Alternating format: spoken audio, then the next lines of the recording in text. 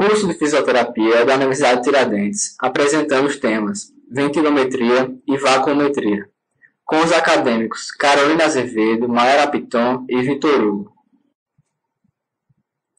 A ventilometria é uma técnica utilizada para mensurar os volumes pulmonares, dentre eles os valores do volume corrente, volume minuto e capacidade vital. Ela é realizada através de um aparelho denominado ventilômetro. Teste ventilométrico. Esse exame pode ser realizado em sua forma completa ou simplificada, o que dependerá exclusivamente da cooperação do paciente, ou seja, da integridade do seu nível de consciência ou da capacidade para a execução das manobras respiratórias necessárias. O exame é feito em sua forma simplificada, ou seja, avaliando-se somente a ventilação minuto, seus tempos respiratórios e índices, devido à alta complexidade clínica dos pacientes, principalmente quando ligados a quadros infecciosos, pulmonares e dependentes de assistência ventilatória. Pode ser feito através de um bocal ou máscara facial. Esse exame poderá ser conectado diretamente à via aérea artificial, quer dizer, ao tubo orotraqueal ou à cânula de traqueostomia. Essa imagem mostra o ventilômetro em sua forma original, enfatizando a estrutura interna, mostrando o painel e seus ângulos de expiração e de inspiração. Na ventilação minuto, deve-se fazer o paciente respirar espontaneamente durante 60 segundos em um dos ramos do aparelho, independente de sua condição clínica, aferindo simultaneamente a frequência respiratória e um dos tempos respiratórios desse período com a ajuda de um cronômetro. Em seguida, deve-se aplicar as fórmulas para a obtenção dos demais parâmetros de tempos e índices, como mostra na tabela ao lado.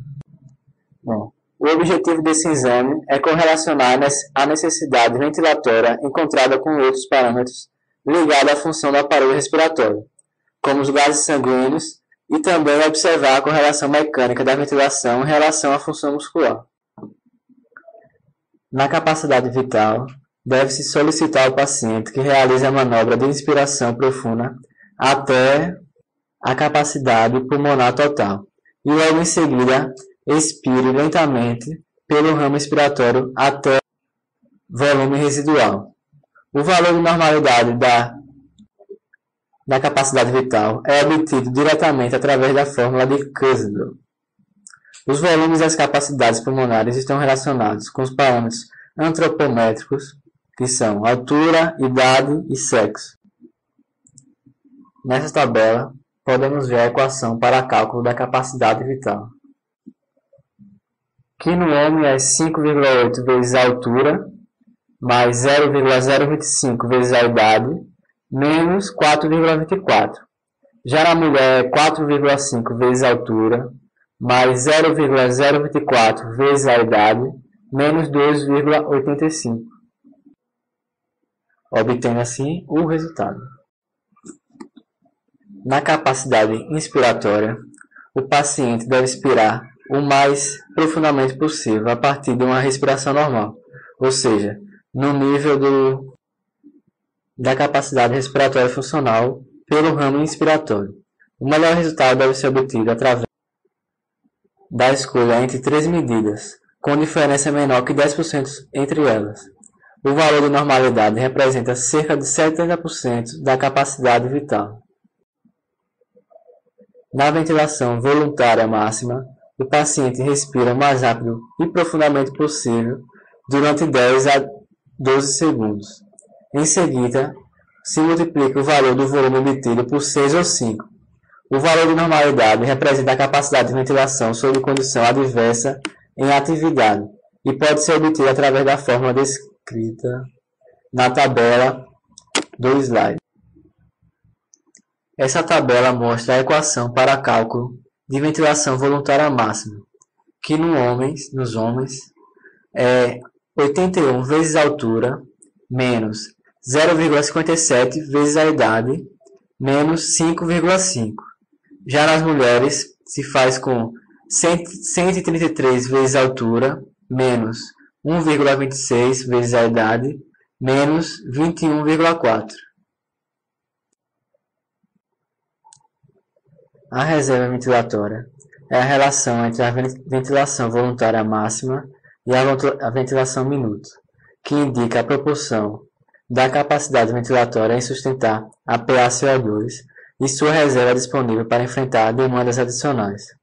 Ela está diretamente relacionada com a endurance muscular, respiratória e o consumo máximo de oxigênio. Índices de correlação mecânica.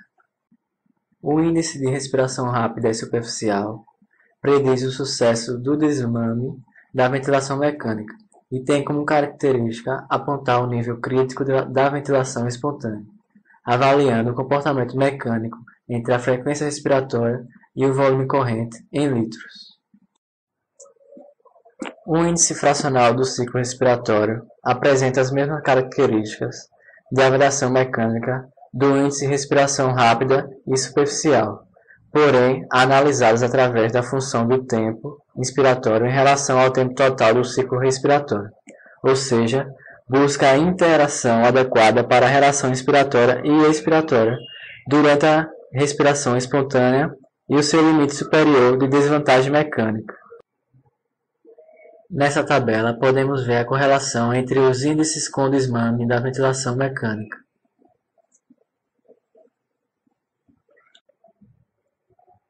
O índice volume-tempo é caracterizado pela análise da função do volume inspirado em relação ao seu tempo hábil de contração, pela relação com o tempo inspiratório, objetivando uma correlação positiva entre a força muscular inspiratória e a função adequada da ventilação alveolar.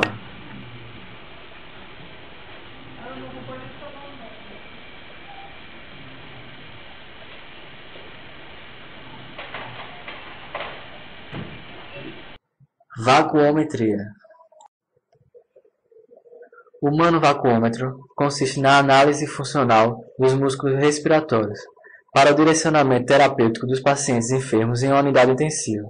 Está intimamente relacionada com o fisioterapeuta intensivista, que, tendo as pressões respiratórias máximas em respiração espontânea, aponta as principais disfunções encontradas nesse ambiente.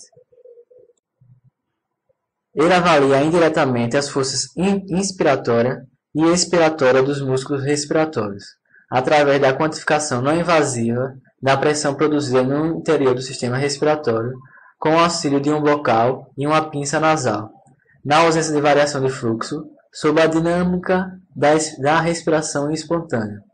Entretanto, ele sofre algumas influências que, de certa forma, põem em dúvida sua aplicabilidade em terapia intensiva quanto ao seu uso clínico, tais como oclusão e distensão das partes moles da orofaringe, os diferentes níveis de volumes pulmonares, a influência da postura e da colaboração direta do examinado.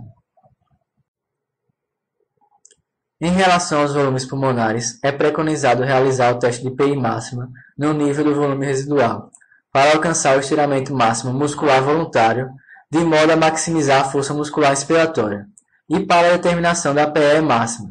Usualmente se utiliza a contenção das bochechas, a fim de evitar valores hipoestimados e a realização da manobra para a inspiração máxima ao nível da capacidade pulmonar total, para alcançar o encurtamento máximo muscular voluntário, de modo a maximizar a força muscular expiratória. A utilização de uma máscara facial, siliconizada ou nasal, para os pacientes que se encontram sem a via aérea artificial, pode promover melhores resultados frente à não oclusão das partes mole da orofaringe e à não adaptação ao bocal, como podemos ver nessas imagens. Quanto à posição do paciente no momento do teste, apresenta-se melhores níveis pressóricos, tanto para a PI máxima quanto para a PE máxima, quando o teste é realizado na posição ortostática ou sentado. Em pacientes mecanicamente ventilados, a mensuração da PI máxima ou a vacuometria necessita de consenso e a falta de diretrizes tem gerado resultados irregulares e pouca frequência no uso da mensuração da pressão inspiratória máxima nesses pacientes. Entretanto, a utilização de uma válvula unidirecional expiratória no circuito proporciona a este método, aplicado aos pacientes em terapia intensiva, um resultado mais satisfatório, visto que, durante o esforço gerado no exame, o mesmo, ao expirar pela válvula unidirecional, pode alcançar o nível do volume residual e maximizar a pressão medida em menor tempo, possibilitando assim um exame mais seguro e confiável.